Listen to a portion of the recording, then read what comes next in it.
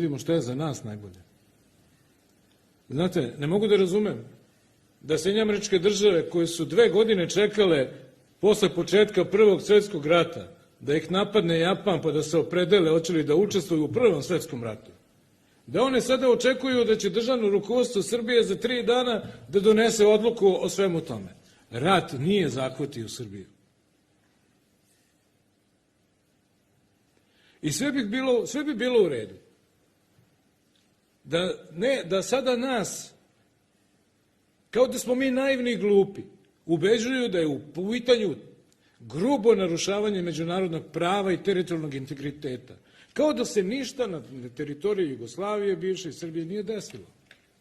I kao da će naše sada priznanje i osuda Rusije nama vratiti Kosovo.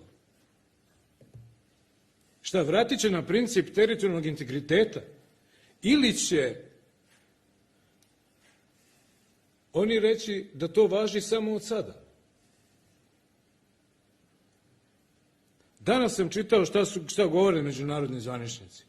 Kaže, evo da vam citiram, gnusna povreda Povelje Ujedinjenih nacija, osnovnih principa OEBS-a, Helsinškog završnog akta. Sve je tačno. Sve je bilo na Kosovu.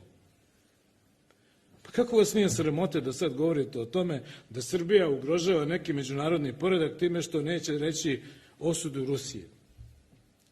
Šta će nama doneti osuda Rusije? Hoće li Sjedinjene Američke Države da povuku priznanje Kosova? Hoće li prestati da traže učlanjenje Kosova u međunarodne organizacije? A sa druge strane, osuda Rusije i uvođenje sankcije će pomoći da Kosovo dobije nezavisnost. I neko sada nas pita šta ćemo mi da radimo. Pa što nas pitate? Pa mi ćemo da radimo u interesu Srbije. I zato mislim da je odluka koju je doneo predsjednik Republike, odnosno Savez za nacionalnu bezbednost, visoko državno odgovorna.